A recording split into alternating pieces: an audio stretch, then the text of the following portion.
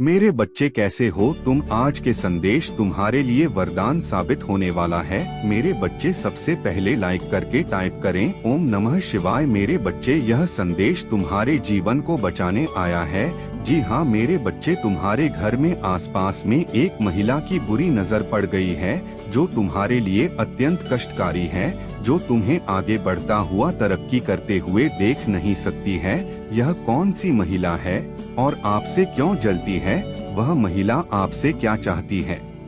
आज की संदेश में तुम्हें उसकी नाम बताने वाले हैं, तो मेरे बच्चे इसे ध्यान से सुनिए और इस संदेश को शुरू से अंत तक जरूर देखिएगा। महादेव के सच्चे भक्त हो तो चैनल को अभी सब्सक्राइब कर लें और महादेव की कृपा पाना चाहते हैं, महादेव के परम भक्त हो तो अभी लाइक कर दें। लाइक करने में कंजूसी ना करें। मेरे बच्चे, मैं तुमसे कुछ भी नहीं चाहता हूँ। मेरे बच्चे तुम्हारे लिए रोज नई नई संदेश लाते हैं, इसके लिए मुझे कुछ भी नहीं चाहिए। बस तुम इतना करना, सब्सक्राइब कर देना और अपने दोस्तों को शेयर कर देना। मेरे बच्चे, आज तुम्हारे लिए बहुत खास दिन होने वाला है। मेरे बच्चे, मैं तुम्हारे लिए ऐसे संदेश लाया हूँ जो तुम्हारे जीवन में आने वाले अनहोनियों को रोक सकते हो, संभाल सकते हो, बच सकते हो। जी हाँ मेरे बच्चे, यदि आप इस औरत के बारे में जान जाएंगे तो अपने जीवन को बेहतर बना सकते हैं। मेरे बच्चे, यह औरत तुम्हारे पीछे, तुम्हारे परिवार के पीछे कहीं परसों से चोरी छुपे लगा हुआ है।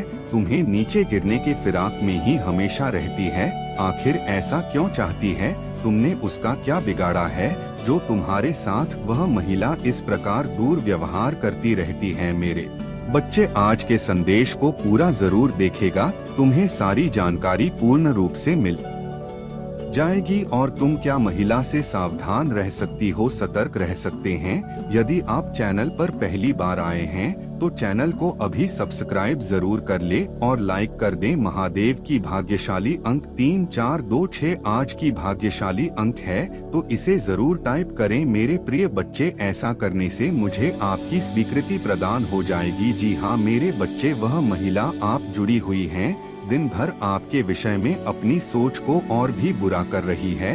वह आपकी सफलता के कार्य में अपनी बाधा को डाल रही है, आपकी सफलता पर बहुत ही बुरी नजर बनाए हुए हैं। जी हाँ मेरे बच्चे, उस महिला का नाम क्या है वह सब आपको मेरे इस संदेश के अंत में अवश्य पता चलेगा।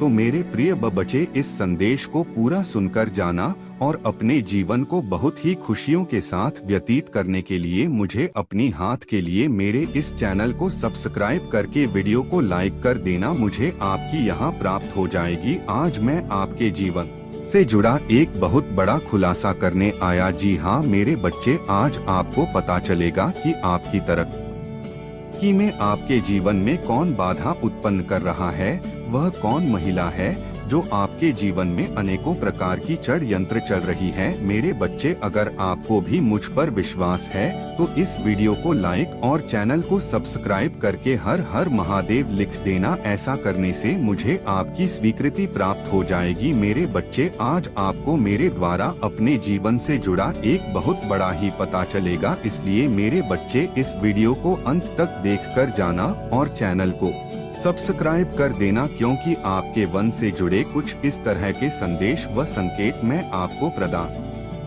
करता रहूंगा। मेरे प्रिय बच्चे, मेरी बातों को ध्यानपूर्वक सुनना। मैं आज आपको एक सच्चाई से रूबरू कराने वाला जो कि तुम्हारे जीवन से जुड़ी हुई है।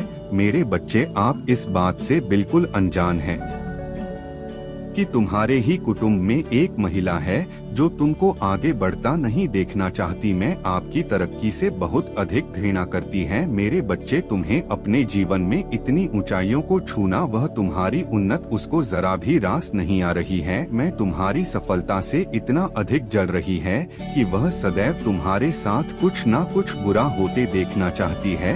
वह चाहती है कि आपको हमेशा किसी न किसी रूप में केवल और केवल आनी ही पहुंचती रहे, आपके साथ कुछ भी अच्छा ना हो, आप हमेशा रोते रहो, आपका कोई भी कार्य सफल ना हो, वह आपके सभी कार्यों में बाधा उत्पन्न कर रही है, वह महिला से भी दिन प्रतिदिन सदैव यही कामना करती रहती है कि तुम्हारे साथ जैसे कुछ ना कुछ बुरा हो जाए या आपका बनता बनता कार्य रुक जाए। वह मुझसे भी आपके लिए कुछ इस तरह की कामना करती रहती है। मेरी प्रिय बच्चे, अगर आप भी अपने जीवन में अपनी उन्नति चाहते हो तो उससे भर्ती के लिए मेरा भाग्यशाली अंक 43 पा अवश्य लिख देना मेरे बच्चे। उसका मकसद केवल और केवल एक ही है कि तुम अपने लक्ष्य में अपनी सफलता के मार्ग से वह भी पहुंचाओ और तुम्हारी लाख कोशिश के बाद भी केवल तुम्हारे हाथ असफलता ही लगे।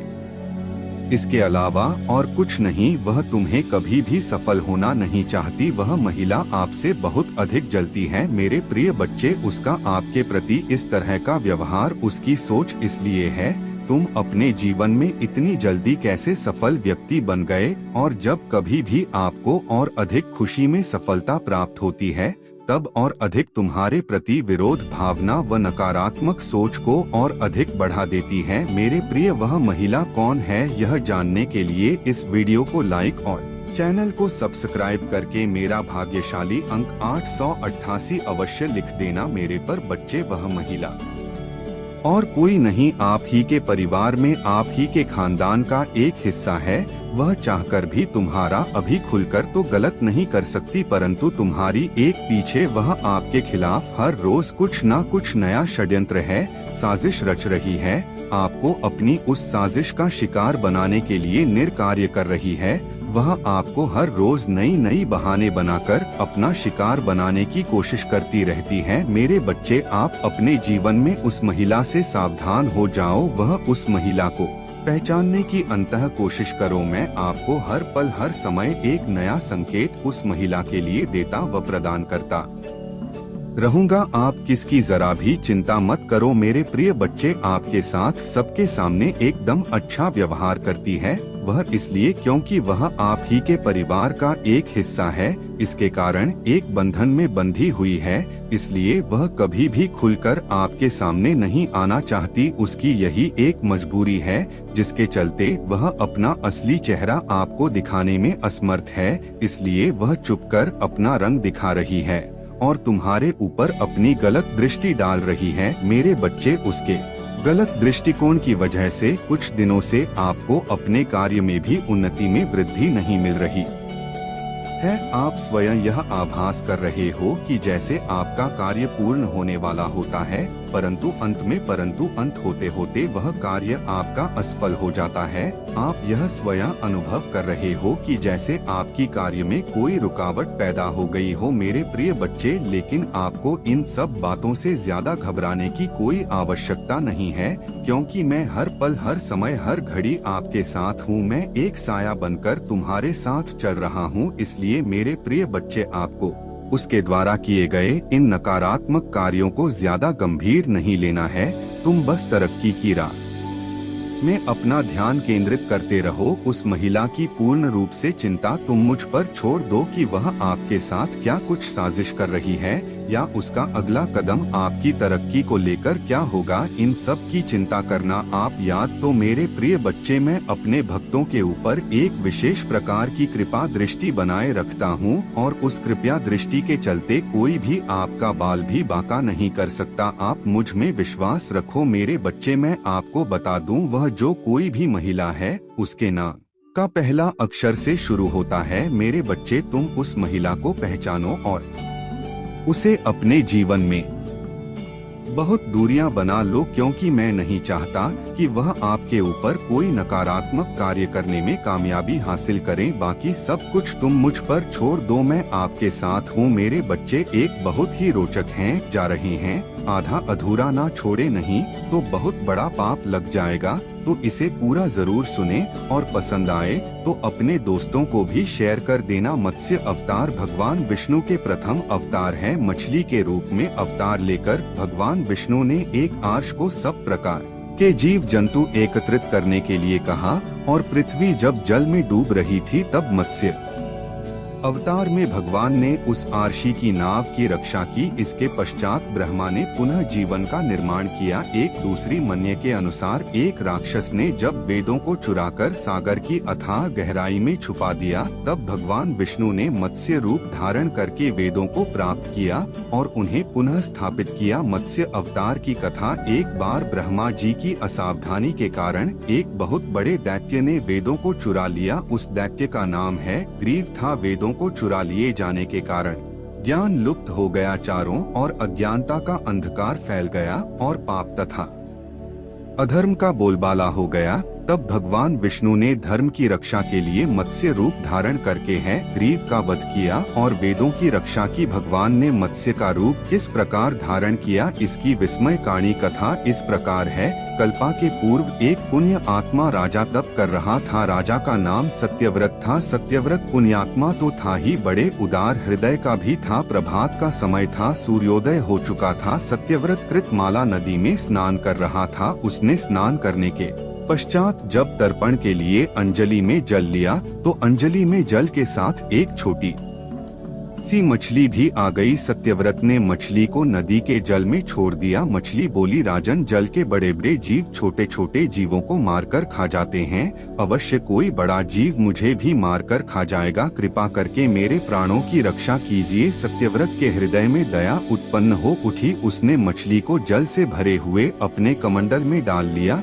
तभी एक आश्चर्यजनक घटना घटी। एक रात में मछली का शरीर इतना बढ़ गया कि कमंडल उसके रहने के लिए छोटा पड़ने लगा। दूसरे दिन मछली सत्यव्रत से बोली, राजन, मेरे रहने के लिए कोई दूसरा स्थान ढूंढिए, क्योंकि मेरा शरीर बढ़ गया है। मुझे घूमने फिरने में बड़ा कष्ट होता है। सत्यव्रत ने मछली को कमंडल से निकालकर पानी से भरे हुए मटके में रख दिया। यहाँ भी मछली का शरीर रात भर में ही मटके में इतना बढ़ गया कि मटका भी उसके रहने के लिए छोटा पड़ गया। दूसरे दिन मछली पुनः सत्यव्रत से बोली, राजन, मेरे रहने के लिए कहीं और प्रबंध कीजिए, क्योंकि मटका भी मेरे रहने के लिए छोटा पड़ रहा है।